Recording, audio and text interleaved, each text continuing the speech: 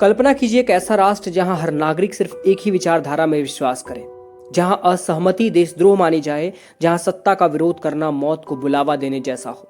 आज हम बात कर रहे हैं एक ऐसी विचारधारा की जो 20वीं सदी के इतिहास की सबसे खतरनाक और भयावह कहानियों में से एक है, फासिज्म यानी फांसीवाद।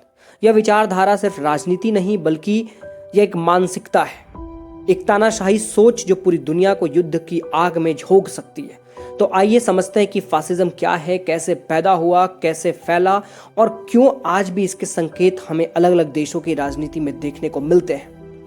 फासिज्म एक अधिनायकवादी यानी कि अथॉरिटेरियन विचारधारा है जिसमें व्यक्ति की स्वतंत्रता को कुचलकर राष्ट्र, एक नेता और एक विचारधारा को सर्वोपरि माना जाता है।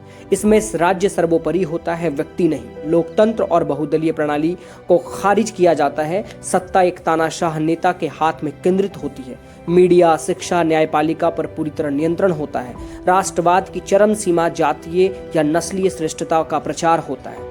Everything in the state, nothing outside the state, nothing against the state, Benito Mussolini कहते हैं। इटली में शुरुआत इस शब्द की, जहां प्रथम विश्व युद्ध के बाद इटली में आर्थिक संकट, बेरोजगारी और राजनीतिक अस्थिरता फैली हुई थी। इस माहौल का फायदा उठाकर बेनिटो मुसोलिनी ने 1919 में फासिस्ट पार्टी की स्थापना की और 1922 में सत्ता पर कब्जा कर लिया।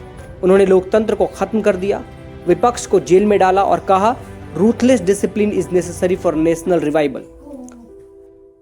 फांसीवाद का दूसरा सबसे भयावह रूप हमें जर्मनी में देखने को मिला, नाजिज्म यानी नेशनल सोशलिज्म, जिसके नेता थे एडोल्फ हिटलर।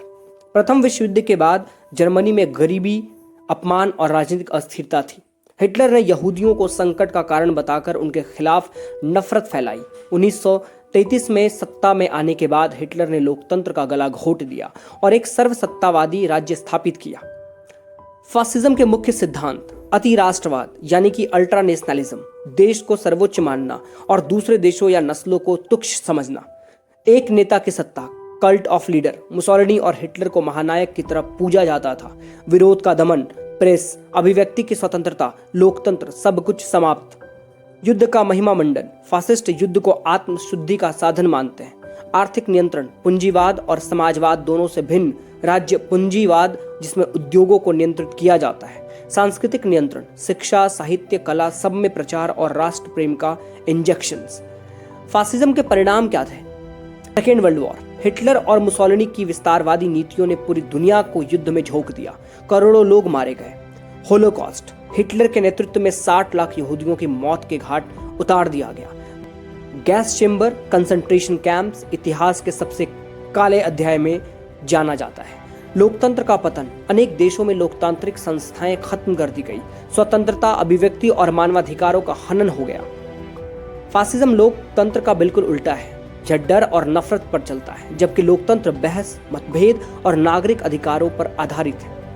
आज भी दुनिया के कई हिस्सों में नियो फासिज्म या अथॉरिटेरियन पॉपुलिज्म देखने को मिलता है। मीडिया का दमन होता है, एक ही नेता को महानायक बनाया जाता है, देश के खिलाफ मत बोलो जैसी चेतावनियां दी जाती है, घृणा की राजनीति और अल्पसंख्यकों का उत्पीड़न किया जाता है। ये सब मॉडर्न डे फासिज्म के संकेत हैं।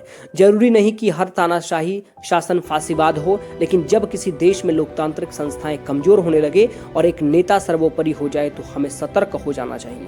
फासिज्म का इतिहास, विशेषताएं और प्रभाव जीएस पेपर 1 और एथिक्स में महत्वपूर्ण है। यह विचारधारा क्यों असफल हुई और कैसे लोकतंत्र ने उसे हराया, यह पॉलिटी और सोसाइटी में रिलेवेंट है। कंटेम्पररी पैरेलल्स और जैसे अथॉरिटेरियन रिजिम्स, सेंसरशिप आदि को जोड़कर उत्तर को समकालीन बनाए।